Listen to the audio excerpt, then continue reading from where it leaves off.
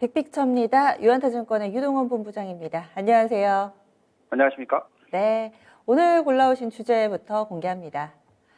오늘의 주제 한 줄은요, 바로 닷컴 버블과 산업재 버블의 혼합형 상승장이라면 이렇게 주셨는데요. 여기에서 닷컴 버블, IT, 기술주, 성장주 뭐 이런 종목군들 얘기하고 산업재 하면은 산업재, 시클리컬, 경기민감주 뭐 이런 개념이 박혀 있는데 요즘에는 뭔가 뭐 철강 같은 소재 가치주도 또 성장주로 봐야 되는 거 아닌가 뭐 이렇게 개념이 좀 헷갈리는 것 같기도 합니다. 이런 부분들을 얘기를 하시는 건지 일단 주제에 대한 부연 설명들 그리고 또 다소 좀 헷갈리는 부분들에 대해서 설명을 좀 해주시면 좋을 것 같아요. 네. 자, 지금 보시면은, 우리가 흔히 얘기하는 나스닥이라고 하는, 성장 대표 지수의 상승률이 올해 연초 대비해서 6.7% 상승하면서, 다른 지수들 대비해서는 그 퍼포먼스가 좀 약합니다.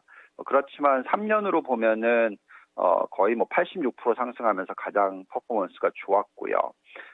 올해 연초부터 지금까지 최근에는 이 가치주나 경기민감주, 그러니까 다우존스 지수나 뭐 중소형주 이쪽의 상승폭이 상당히 높게 나오고 있긴 합니다. 그래서 정확하게 어떤 방향을 잡아야 될지 헷갈리는 그런 부분이 나타나기도 합니다.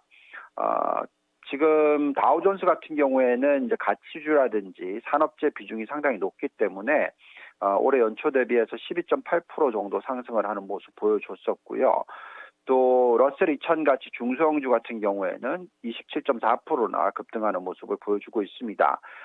반면에 나스닥 같은 경우에는 퍼포먼스 자체가 좀 약합니다. 그렇지만 그렇다고 해도 우리가 지금 기본적으로 얘기하고 있는 것은 성장주이든 가치주이든 그 매력도가 충분히 있다라고 판단이 들고요. 현재 포트폴리오 구성상으로는 성장주 70%, 가치주 30% 정도의 전략이 유효하다라고 말씀을 드리고 있지만 이 보통 지수별로 놓고 봤었을 때 경기민감주라고 할 때는 성장주 안에도 포함이 될 수도 있고요. 가치주 안에도 포함이 될 수가 있습니다. 뭐 경기민감주로 볼 수 있는 게 아무래도 반도체죠.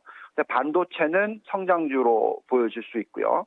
그리고 또 최근에 이 포철 같은 경우에 포스코 같은 경우에는 가치주에 포함이 되는데 경기민감주이죠. 그래서 지금 현재 어쨌든 중요한 부분은 장기간 경기 확장 사이클이 나타날 수도 있다라는 게 중요할 것 같고 이에 따라서 나스닥 지수든 다우존스든 투자를 적절하게 포트폴리오 구성해서 투자를 할 필요가 있겠고 또 성장주 가치주의 구분을 7대3 정도로 하는 게 적절하다라고 얘기를 해드리고 있습니다. 네, 일단 결론부터 딱 들어봤습니다.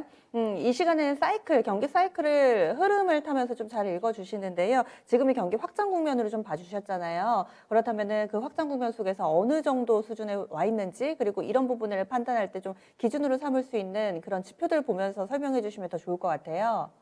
네.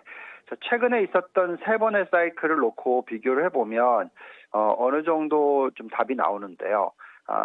이 5번째 사이클과 6번째 사이클 그리고 7번째 사이클이 있었는데 5번째 사이클은 1991년 3월부터 2000년 초까지의 경기 확장 구간이고 이때가 이제 닷컴 버블이 포함이 됐었던 그때 시기죠. 이건 9년 정도 이어졌습니다. 그리고 또 6번째 사이클은 2001년 11월부터 2007년 말까지 있었던 사이클인데요. 약 6년 정도 이어졌었고요. 이때는 우리가 흔히 얘기하는 산업재 버블 사이클이었고 이때는 차화정 뭐 이런 대표적인 경기민감주 산업재 이쪽이 급등을 하는 그런 구간이었습니다.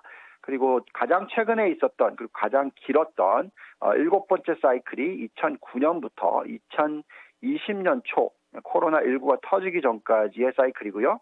이때는 어떻게 보면 골디락스 구간이라고 해서 안정적인 원자재 가격이 이어지고 기업들의 펀더멘털이 계속 좋아지는 그런 구간이 코로나19가 터지기 전까지 나타났었습니다. 그래서 우리가 지금 현재 비교해 볼 것은 원자재 가격이라고 하는 CRB 인덱스가 있습니다. 그래서 이 CRB 인덱스를 보면서 과거 25년 과거치로서 들여다보면 이게 어떤 사이클과 연결이 되는지를 볼 수가 있겠는데요. 과거에 닷컴 버블이 일어났었을 때는 이 CRB 인덱스가 이하에서 안정적인 모습을 보여줬었고 약간 100 위로 올라가기도 했습니다만 어쨌든 굉장히 적절하게 낮은 숫자였어요. 그런데 아까 말씀드렸던 산업재 버블이 일어났던 시기인 2001년부터 2007년 이때는 자그마치 480까지 올라갑니다. 그렇다 보니까 원자재 가격이 폭등을 했고 이 부분이 인플레이션과 연결이 됐고 큰 폭의 하락장과 연결이 되기도 했었습니다. 그다음에 최근에 있었던 골디락스 구간을 보시면은 이 원자재 가격 인덱스 CRB 인덱스가 약 150에서 350 사이 정도의 어떤 안정적인 구간이 연계가 됐었습니다. 물론 2011년 초에는 굉장히 높았었고요. 그렇지만 계속적으로 2020년까지는 200 수준에서 안정적인 모습을 보여줬었거든요. 그래서 이런 부분들이 장기적인 어떤 상승폭을 만들어냈다고 보시면 되겠습니다. 자, 그런데 지금 현재 시점에서는 어떠냐? 닷컴 버블 시기보다 높아요. 그렇지만 산업재 버블 시기보다 월등하게 낮고요. 현재 숫자가 딱 200 수준에 와 있습니다. 그래서 이런 숫자를 보고 있으면 앞으로 원자재 사이클이 나올지 아니면 닷컴 버블 사이클이 나올지 아니면 골디락스 구간이 나올지는 정확한 정답은 없습니다.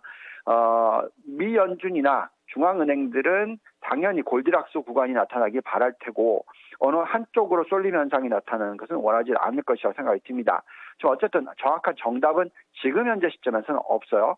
그렇다 하더라도 중요한 것은 펀더멘탈적인 부분으로서 시장을 들여다볼 때 앞으로 적어도 1, 2년은 추가적으로 증시가 상승을 할 수 있다라고 보는 게 중요할 것 같습니다.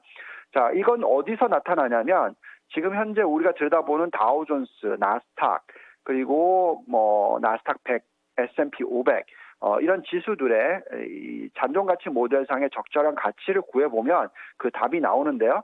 지금 현재 다우존스의 상승 여력을 구해보면은 앞으로 6개월에서 1년 동안 24% 정도 상승할 수 있을 여력, 나스닥을 봤을 때는 25% 정도 상승할 수 있을 여력이 나타납니다. 또 나스닥 100을 보면 훨씬 높고요. 거의 40% 가까이 나타나고요. S&P 500을 들여다볼 때는 9%대 초반 정도가 나옵니다.